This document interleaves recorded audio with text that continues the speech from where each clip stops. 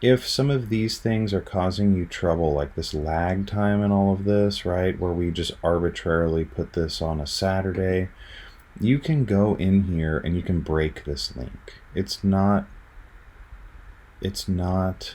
like the end of the world that you do things in order and that they cause you a bunch of trouble. So in the Gantt chart here is probably the easiest way to visualize that. But like if these two things happened on the same day, right, that you accepted the bid proposal and confirmed those, you can click into here and you can simply break that link. Are you sure you want to remove this dependency? And you can say yes.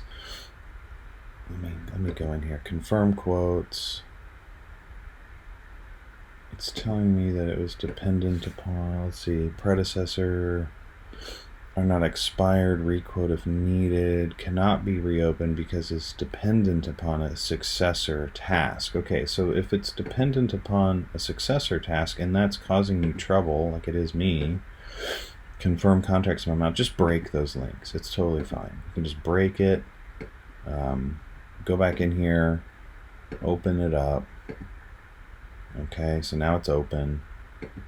And you can actually just slide that over and see it slides all of that right here. It slides those tasks over here, the contract sum amount. You know, if you wanted to be,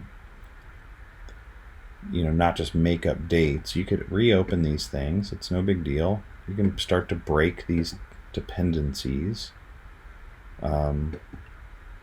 It's just that all this stuff was dependent upon one another. But let's just say that, you know, you want to break all these off and they're causing you too much trouble. So let's just break all these links, right? We'll just break them all. It's fine. Okay, so it's fine. So now you can go back in here, confirm contract sum amount. You don't want it to be on Saturday. You wanted it to be on Friday. You know, you did all that stuff on a Friday, and then maybe that did happen the following Monday where we marked that contract up and sent it out. So no big deal. You can just simply go in there, unlink those, and then reclose. The trick is you have to reopen the tasks and then close the tasks. So, and then see here, if you don't backdate it, right? So it's saying, okay, I reopened it and then I closed it, but I closed it today. So you just gotta, it's a little annoying to get these dates backdated appropriately, but you wanted that done on the 20th. And there you go. So now that disappears. Same with this one. You completed this task already. Confirm quotes. And you backdate it. You know, so getting out of the gate, things happen so quickly with getting all the contract documents done.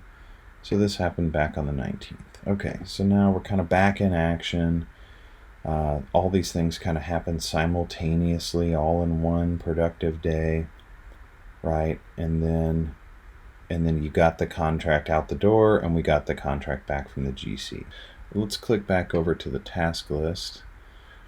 We've got a lot of these initial dates accounted for, closed out, and we still would need to potentially get joint check agreements. In this instance, the scope is so limited, we can probably just delete these, to be honest with you. We don't need joint check agreements set up for just a few shades. So like this entire